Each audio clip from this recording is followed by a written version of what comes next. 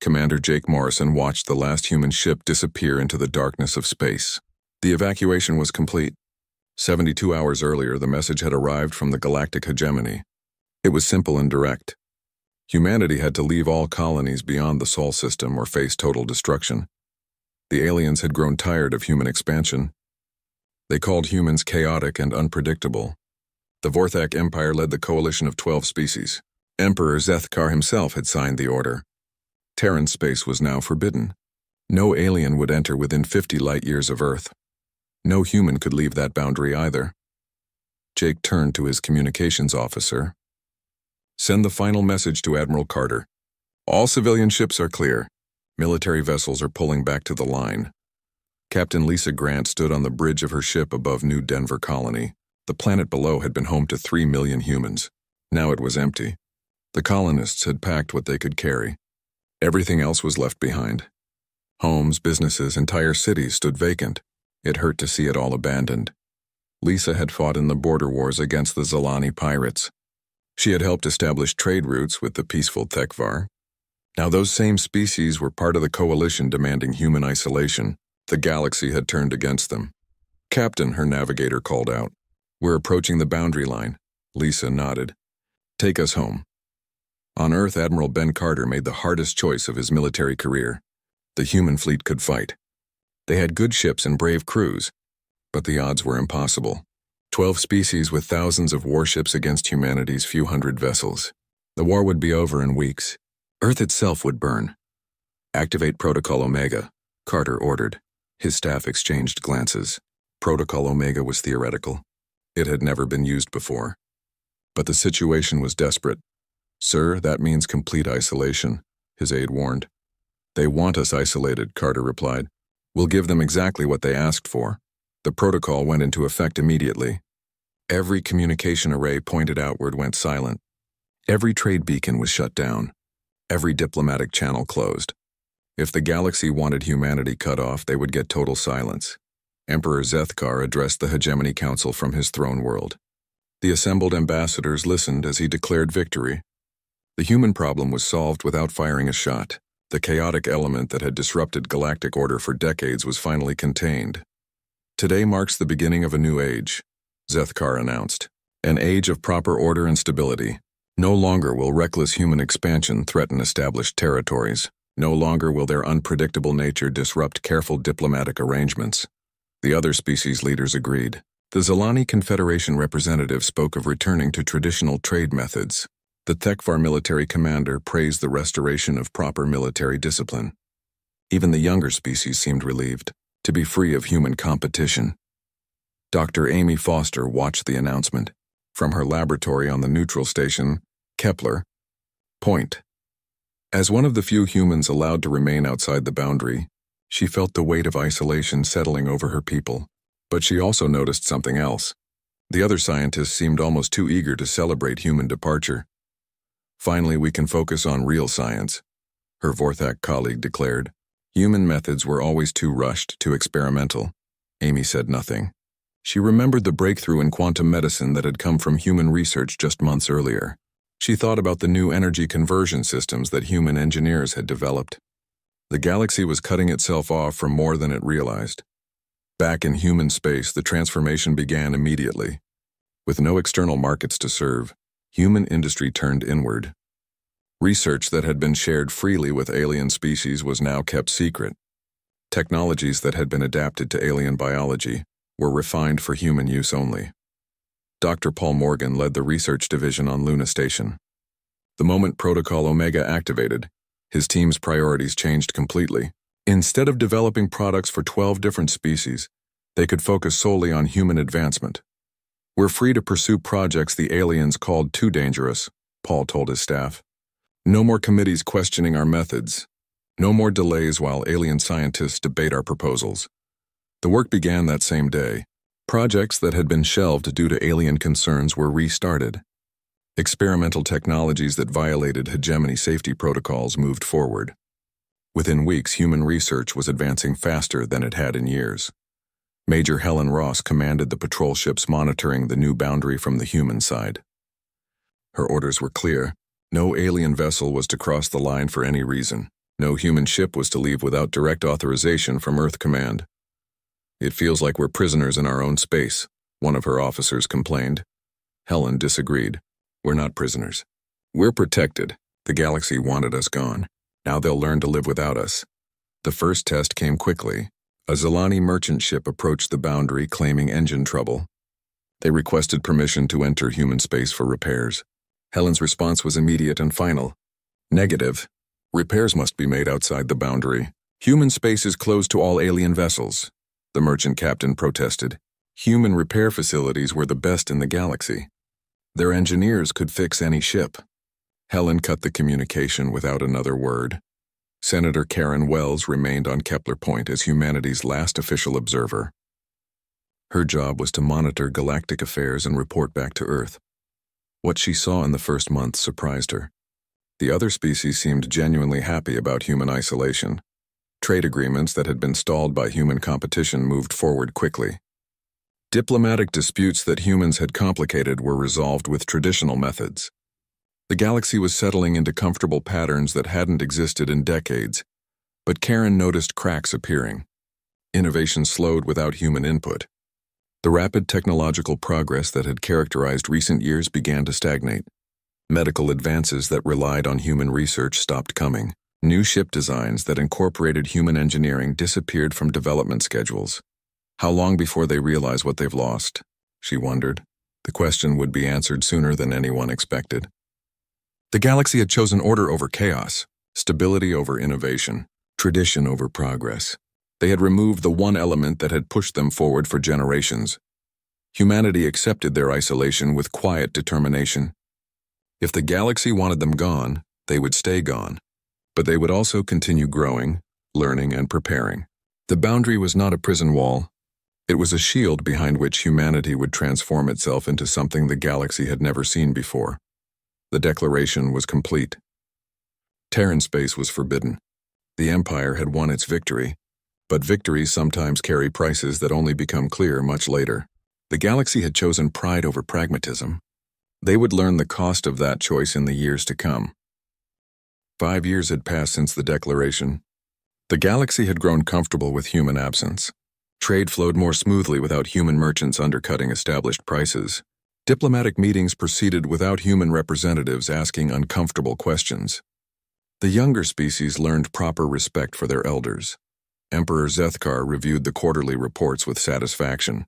Economic growth had stabilized across all member worlds. Military conflicts had decreased by 40%. Even crime rates had dropped as order replaced the chaos that humans had brought to galactic civilization. The other leaders agreed with his assessment. The Tekvar representative reported improved military discipline, now that human tactical unpredictability was no longer a factor. The Zilani spoke of returning to traditional trading methods that honored ancient partnerships. Even species that had once been friendly with humans seemed pleased with the new arrangement.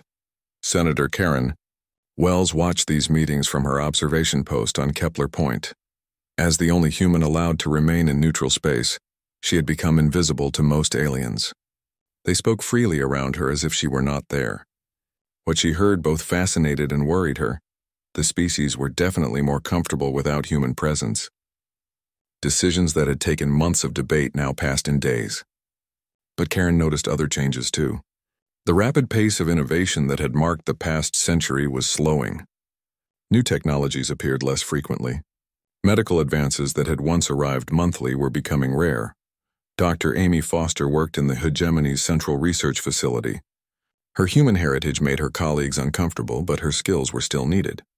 She had been allowed to stay because her expertise in quantum medicine was considered essential, but even Amy could see her welcome wearing thin.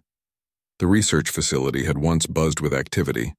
Human scientists had collaborated with alien researchers on dozens of breakthrough projects. Now the labs were quieter. Projects moved more slowly. The breakthrough pace of discovery that had characterized recent decades was becoming a memory. Her Vorthak supervisor explained the change with confidence. "We are finally able to focus on proper scientific method. Human approaches were always too hasty, too willing to take dangerous risks." Amy nodded politely but privately disagreed. Human willingness to take risks had led to most of the major discoveries of the past 50 years. The new drugs that were revolutionizing medicine across 12 species had come from human pharmaceutical companies. The energy systems powering the latest starships bore human patents. Even the agricultural improvements feeding growing populations had originated from human worlds. Marshal Dan Cooper led the boundary patrol from the alien side. His job was to ensure no human vessel crossed the forbidden line. In 5 years, he had encountered exactly 0 human ships. The silence from human space was complete and absolute. Dan sent regular probes into the boundary zone. None returned. Automated monitoring stations placed at the edge of human space went dark one by one. Whatever humans were doing behind their wall of silence, they were being very thorough about maintaining it. His second-in-command suggested that maybe all the humans were dead. Dan doubted it. Humans were survivors. More likely, they were simply following the isolation order to the letter. Still, the complete absence of any signal from human space was unsettling. It was as if humanity had simply vanished from the universe. The economic effects were becoming more noticeable. Shipping companies that had relied on human logistics found their efficiency dropping. Human-designed routing systems had optimized trade routes across the galaxy. Without updates and maintenance, these systems were gradually degrading. Director Paul Morgan worked from a research station at the edge of human space. His job was monitoring alien communications for Earth Command. Unofficially, he was watching the galaxy slowly realize what it had lost. Mining operations using human extraction techniques saw their yields decline. The innovative methods humans had developed for asteroid mining were becoming less effective without proper maintenance. Refining processes that had increased ore purity by 30% were failing as equipment wore out without replacement parts. Even the entertainment industry suffered. Human music had comprised 15% of galactic media consumption. Human literature had been translated into dozens of alien languages. Human games and sports had spread to worlds across the galaxy. Now all of that was gone, leaving a cultural void that other species struggled to fill. Major Helen Ross commanded the human side of the boundary patrol. Her ships detected something the aliens missed. Massive energy signatures were building within human space, signatures that dwarfed anything in hegemony records, construction on a scale that defied imagination.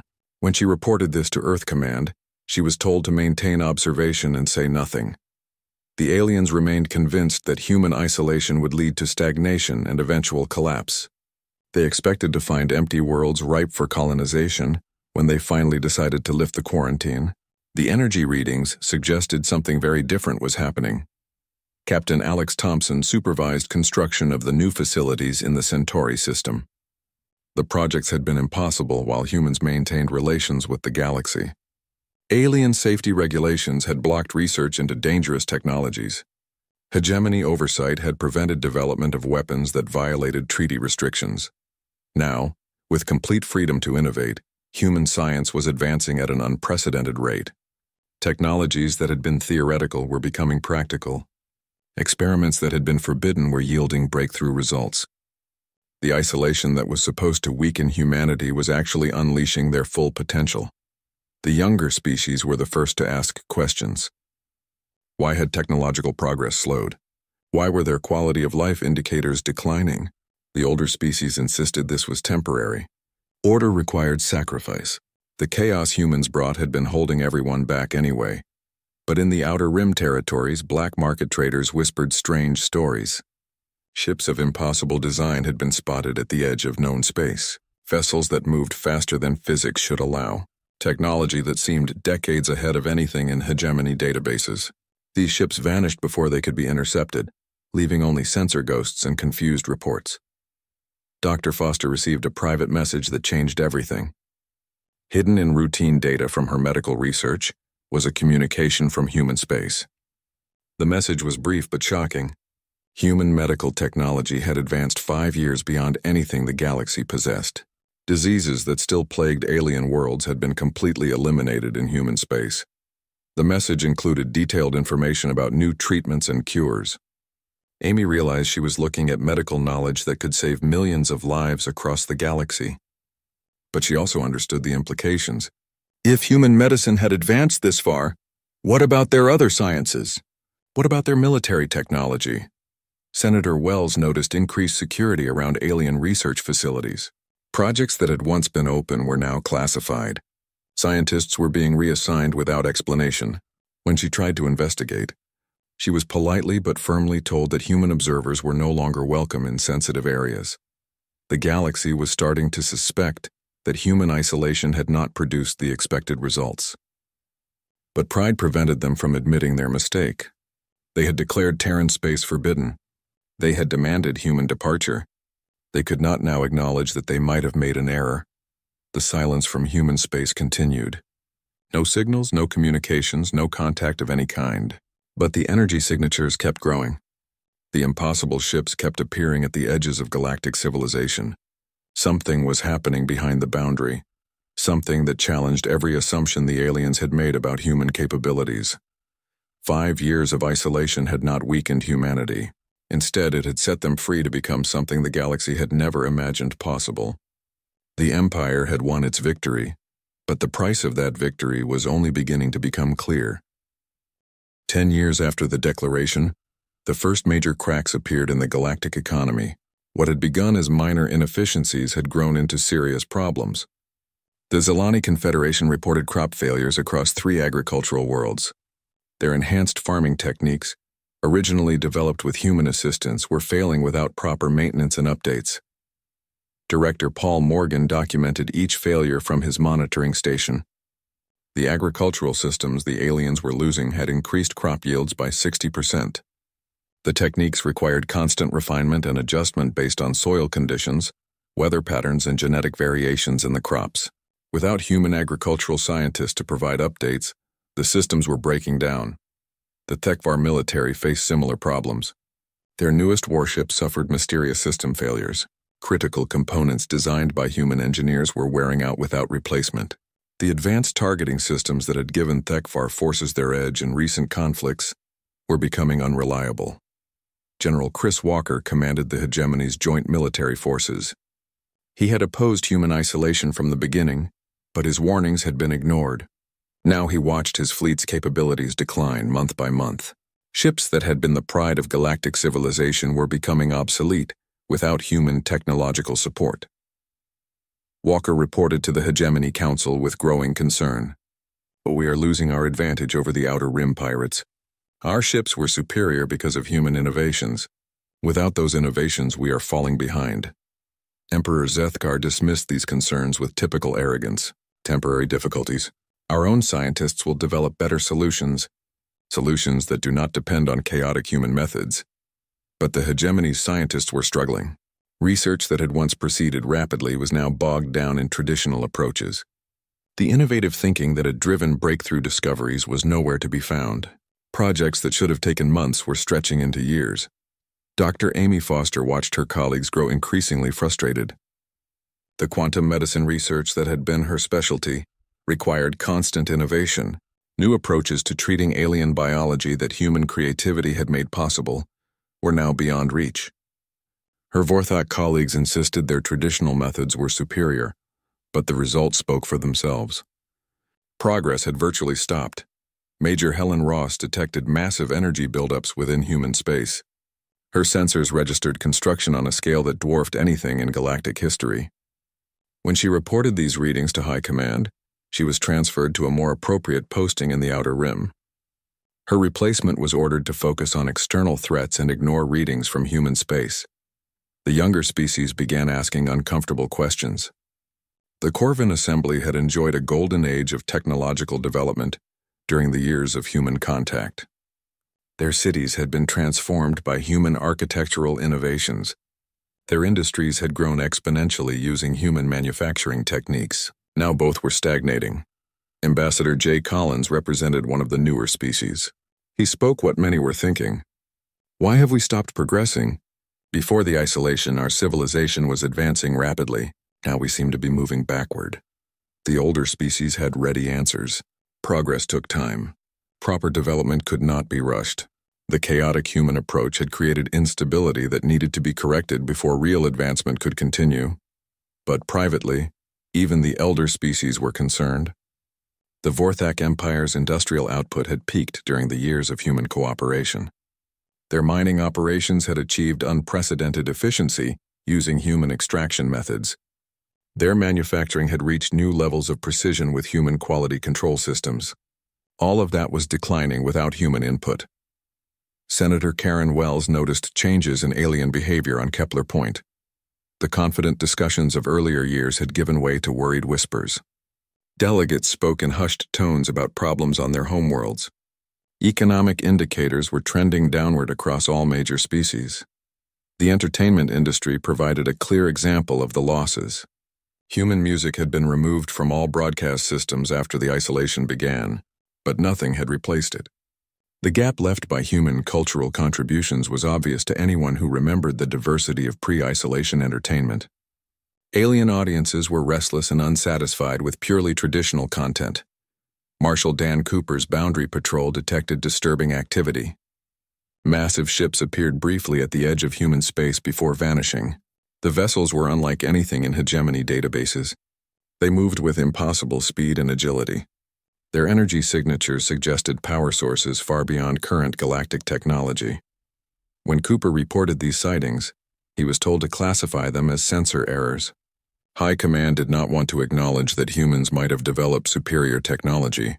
The official position remained that isolation would lead to human technological decline and eventual collapse. Captain Lisa Grant, now serving on the Galactic Trade Commission, saw the economic data firsthand. Shipping efficiency had dropped by 30% without human logistics systems. Trade routes optimized by human analysis were becoming bottlenecks as outdated methods were reintroduced. Costs were rising while service quality declined. The black market told a different story. Traders who operated outside official channels whispered about encounters with mysterious vessels. Ships that offered advanced technologies in exchange for raw materials, technology that was years ahead of anything the hegemony possessed. These ships carried no identification, but their human origin was obvious from their design philosophy.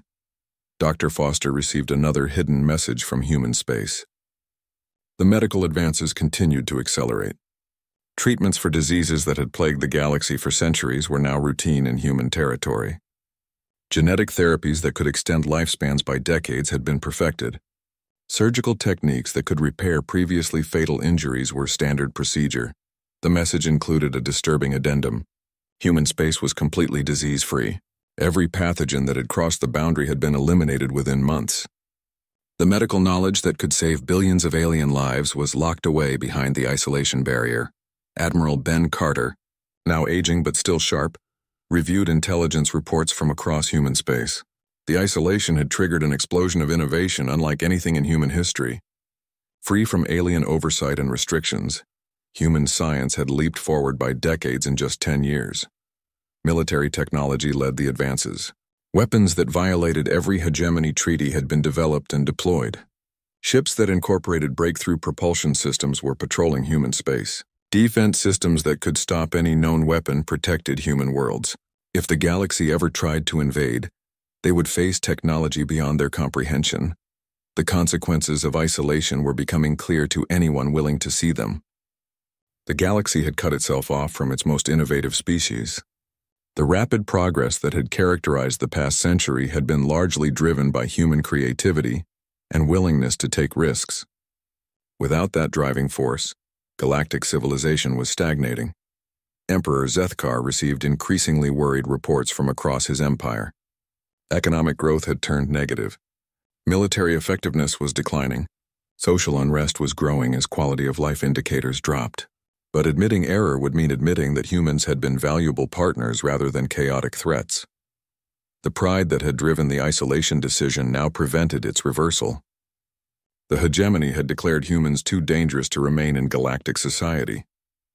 They had painted human innovation as reckless chaos that threatened stability. Acknowledging their mistake would undermine the authority they had spent centuries building. But the costs kept mounting. Every day brought new evidence of what the galaxy had lost.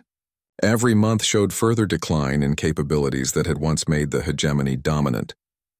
The silence from human space was no longer comforting. It was ominous. Behind the isolation barrier, humanity continued to grow stronger. The same innovative spirit that had once benefited the entire galaxy was now focused solely on human advancement. The aliens had wanted order and stability. They had achieved it by removing the element that drove progress. Now they were learning that progress and chaos were inseparable. 15 years after the declaration, the galaxy faced its greatest crisis in a millennium. The Devourers had returned. Long dormant at the edge of known space, the ancient enemy swept back into galactic civilization with unstoppable force. Their world-eating fleets consumed entire star systems, leaving nothing but empty space in their wake. General Chris Walker commanded the last major defense line at the Kepler system. The combined fleets of 12 species had gathered to make their stand. It represented the largest military force in galactic history. 3,000 warships from every member world of the hegemony prepared to face the alien swarm. The battle lasted 6 hours. Walker watched in horror as weapons that had once been cutting-edge proved useless against Devourer technology. Ships that had been the pride of galactic civilization were swept aside like debris. The advanced targeting systems failed. The superior engines could not provide enough speed to escape. Even the newest shields collapsed under the alien assault. Walker's flagship burned around him as he sent a desperate message toward human space. He had opposed the isolation from the beginning. Now facing certain death, he made the choice that pride had prevented for 15 years. Mayday to any human vessels. This is General Walker of the Galactic Defense Force. The Devourers have returned. Our forces are destroyed. The galaxy is dying. We need help. The response came within minutes. A voice spoke from the void, calm and professional. General Walker, this is Captain Alex Thompson of the Terran Defense Force ship Vengeance. We are inbound to your position. Please withdraw your surviving vessels to minimum safe distance. Walker stared at his sensors in disbelief. A single contact was approaching from human space. One ship coming to face a Devourer hive fleet that had just destroyed 3,000 allied vessels. Captain Thompson, you do not understand the situation. This is a full hive fleet. One ship cannot possibly handle this threat. The transmission cut off as something decloaked directly in front of Walker's bridge. The vessel that appeared was impossible. 5 kilometers long, bristling with weapons that seemed to bend space around themselves, moving with grace that defied every law of physics Walker understood. The TDF Vengeance engaged the Devourer fleet with weapons Walker had never seen before. Beams of pure energy that erased enemy ships from existence, projectiles that somehow struck targets light years away instantly, defensive fields that absorbed the concentrated firepower of hundreds of Devourer vessels without showing strain. The battle was over in 20 minutes. An entire Devourer hive fleet, the same force that had crushed the combined might of galactic civilization, was reduced to scattered debris. Not a single human ship was lost, not even damaged as far as Walker could tell. Captain Thompson's image appeared on Walker's screen. He looked human, but his uniform was unlike anything in hegemony records. Behind him, Walker glimpsed technology that belonged in fantasy rather than reality. General, the immediate threat is neutralized. However, our sensors indicate 17 more hive fleets approaching from the galactic rim. You might want to evacuate non-essential personnel from this sector. Walker found his voice. Captain, what I just witnessed is impossible.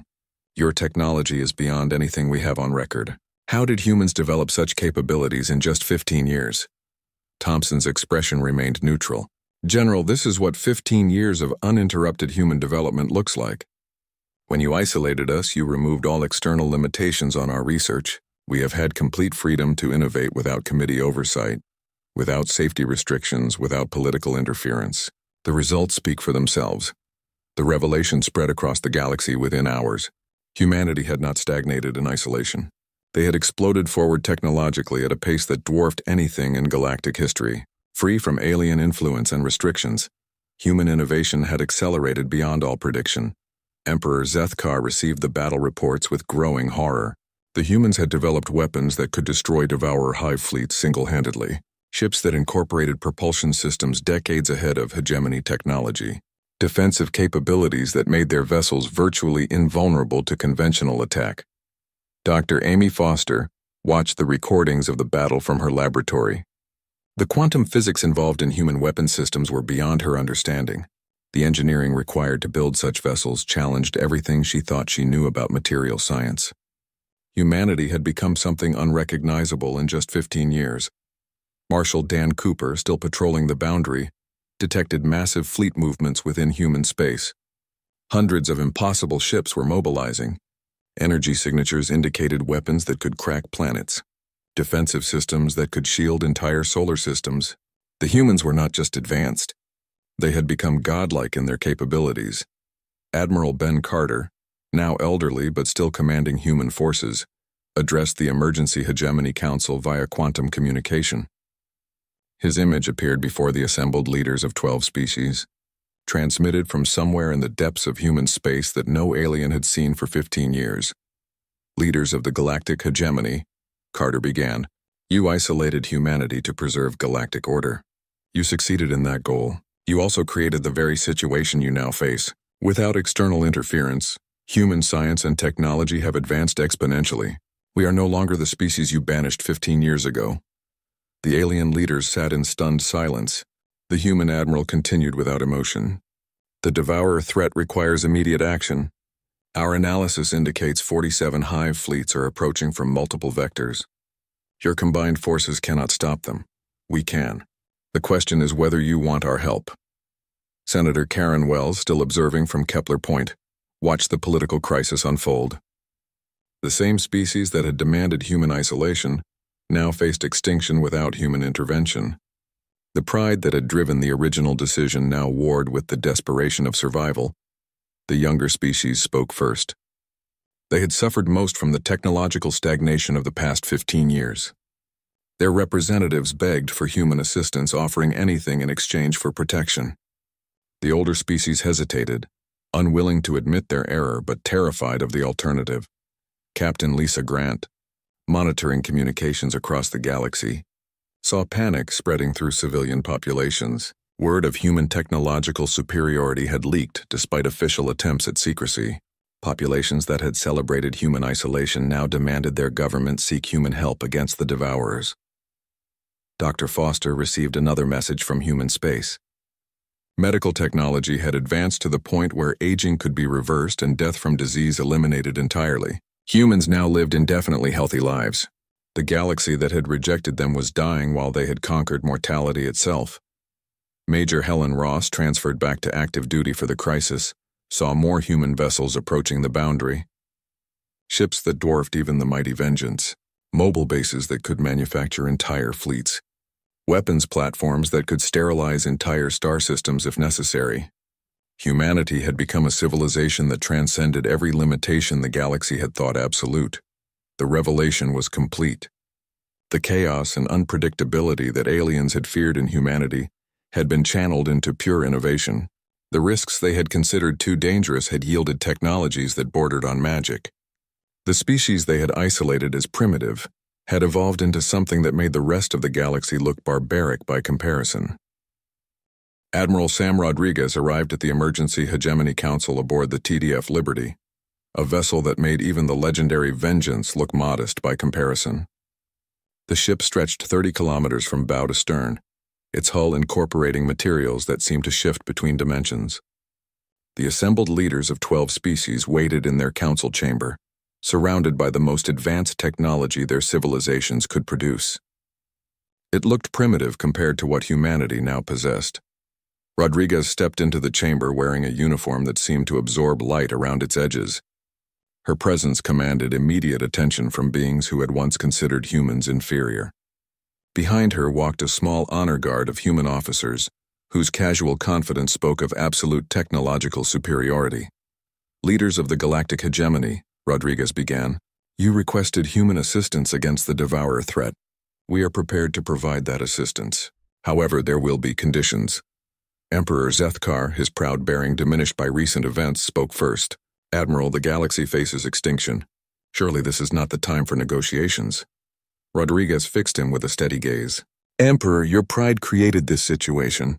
Your species declared Terran space forbidden. You demanded our isolation. You got exactly what you asked for. Now you face the consequences of removing the one force in the galaxy that could have prevented your current weakness. The truth hung heavy in the chamber. Every alien leader present knew that their civilizations had stagnated during the 15 years of human isolation. The rapid technological advancement that had characterized the previous century had been driven largely by human innovation. Without that driving force, the galaxy had grown complacent and weak. Dr. Amy Foster watched the proceedings from the observer gallery. She had spent 15 years documenting the decline in galactic research capabilities. The quantum medicine breakthrough that could have saved billions had been locked away in human space. The energy technologies that could have revolutionized industry had been abandoned when humans were forced to leave. Every problem the galaxy now faced could be traced back to the isolation decision. Our terms are simple. Rodriguez continued. The quarantine remains in place. Human space stays forbidden to alien vessels. We will defend the galaxy against the devourers, but we do so as outsiders. Your rigid hierarchy, your suppression of innovation, your arrogant dismissal of species you consider inferior, created the stagnation that left you defenseless. General Walker, still recovering from his encounter with devourer forces, understood the implications immediately. Humanity would save the galaxy but would not rejoin it. They had evolved beyond the need for alien cooperation or approval. The species that had once sought equal partnership with other races now stood alone as the galaxy's protector. The war against the devourers began immediately. Human fleets poured out of Terran space like angels of destruction.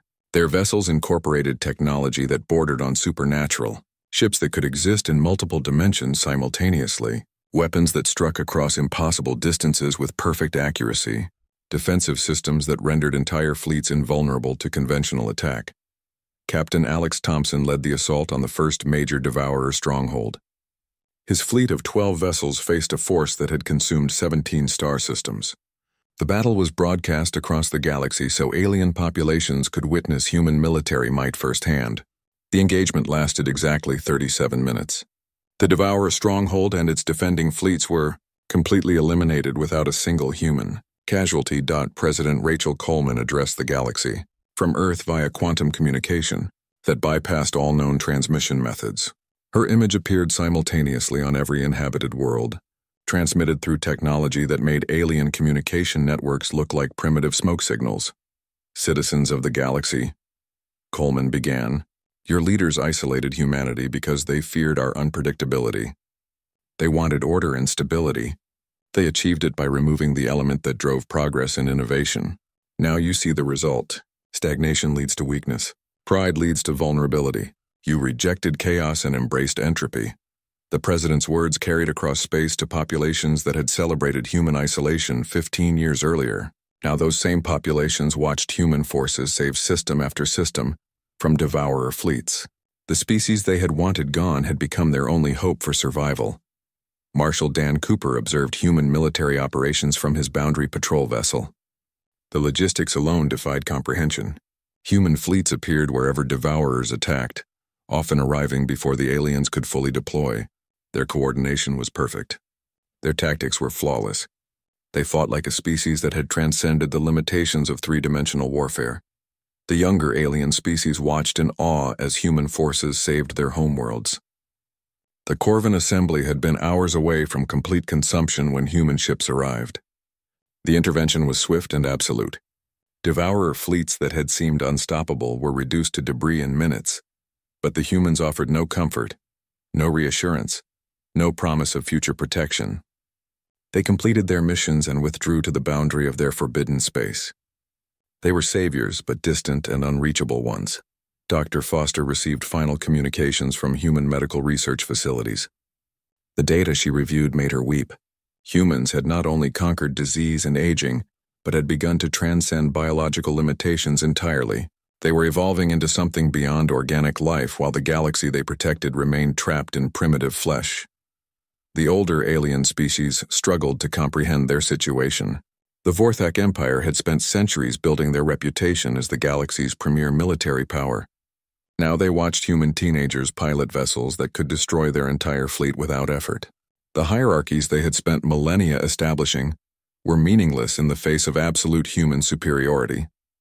Senator Karen Wells documented the psychological impact on alien populations. Suicide rates spiked among species that had previously considered themselves advanced. The realization that they were essentially primitive compared to humans shattered fundamental assumptions about galactic civilization. Some species retreated into isolation of their own, unable to cope with their new status. The war lasted 3 years, Human forces operated from mobile bases that existed partially outside normal spacetime. They struck devourer fleets across the galaxy with surgical precision. Every engagement was a human victory. Every battle demonstrated the vast gulf between human capability and alien understanding. When the last devourer hive was destroyed, humanity simply vanished back into their forbidden space. No victory celebrations, no demands for gratitude, no attempts to establish dominance over the saved civilizations. They had done what was necessary and withdrawn, leaving the galaxy to contemplate its new reality. Emperor Zethkar abdicated within months of the war's end. The proud Vorthak Empire that had led the isolation movement collapsed into civil war as different factions blamed each other for the catastrophic miscalculation. Other species faced similar upheavals as populations demanded answers from leaders who had rejected humanity's partnership, the rigid hegemony structure that had governed galactic civilization for centuries crumbled under the weight of its own inadequacies. The younger species formed new alliances based on innovation rather than tradition. They studied human history, trying to understand what made the isolated species so successful. Admiral Rodriguez made one final transmission to the galaxy. You wanted order. You got stagnation. You wanted predictability. You got weakness. You wanted to remove chaos from your civilization. You succeeded in removing the only force that could protect you from extinction. Learn from this. Embrace unpredictability. Reward innovation. Risk failure to achieve greatness. The forbidden boundary around human space became the galaxy's most envied border. Beyond that line lay wonders that alien science could barely comprehend, technologies that could revolutionize civilization, medical advances that could eliminate suffering, energy sources that could power unlimited expansion. All of it locked away from species that had rejected human partnership. The price of pride had been higher than anyone could have imagined. The Empire had gained temporary order at the cost of permanent inferiority. They had preserved their hierarchy by ensuring it would never again matter. They had eliminated chaos and guaranteed their own irrelevance.